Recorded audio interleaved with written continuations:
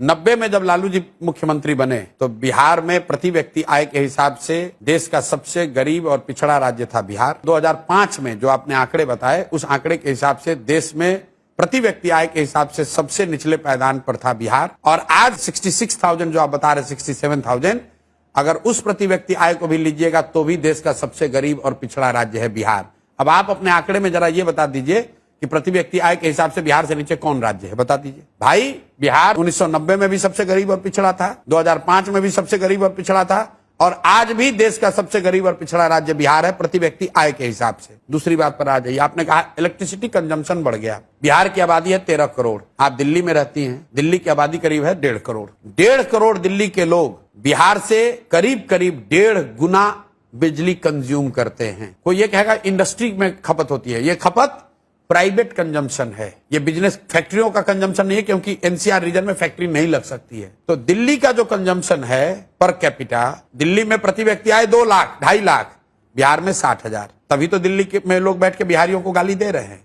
दिल्ली में प्रति व्यक्ति इलेक्ट्रिसिटी का कंजम्पशन बिहार से 10 गुना ज्यादा है। 13 करोड़ लोग मिलकर उतना बिजली नहीं कंज्यूम कर रहे हैं जितना कि दिल्ली के 1.5 करोड़ जनता कर रही है। आपने कहा ग्रामीण सड़कों की बात, एक्सप्रेसवे की बात। मेरे भाई, अगर आप अहमदाबाद को, गुजरात को बंगाल से जोड़िएगा तो वो सड़क बिहार होकर जाएगी कि नहीं जाएगी? आप कोई बिहार पे एहसान कर रहे हैं? ये बिहार के लिए कोई एक्सप्रेसवे नहीं बना है। एक्सप्रेसवे ईस्ट वेस्ट कॉरिडोर बना, तो वो ईस्ट वेस्ट कॉरिडोर जो बिहार के जिन हिस्सों से पास हुआ वहां नेशनल हाईवे सुधरा। जब गोल्डन क्वाड्रेंटल बना, बिहार में NH2 था जो जीटी रोड जिसको कहते हैं, उसका चौड़ीकरण हुआ, उसको बिहार को लाभ मिला। अभी पूर्वांचल एक्सप्रेस को यहां से लोग कनेक्ट कर रहे हैं, उसका लाभ मिल रहा है। ऐसा नहीं है कि ये बिहार स्पेसिफिक घटना क्या है? बाढ़। क्या बाढ़?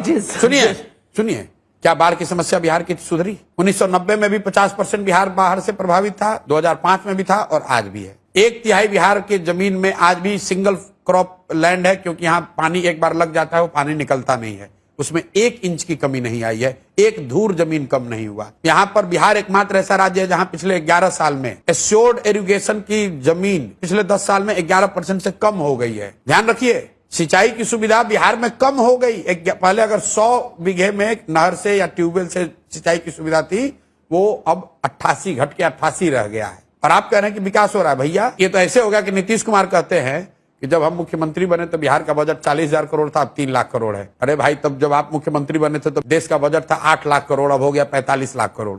वो तो नॉर्मल इन्फ्लेशन है।